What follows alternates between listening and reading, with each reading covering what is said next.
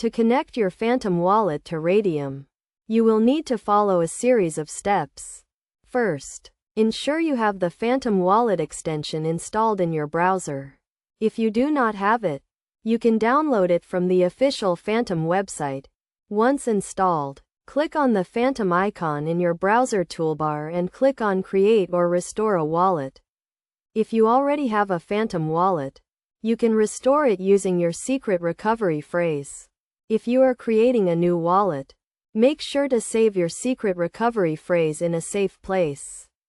After setting up your Phantom wallet, go to the Radium website and click on Connect Wallet.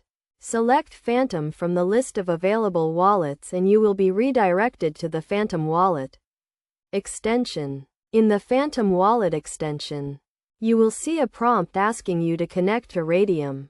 Review the prompt and click on Connect to proceed. Your Phantom wallet is now connected to Radium. To confirm the connection, go back to the Radium website and you should see your Phantom wallet address displayed. You can now use your Phantom wallet to interact with Radium.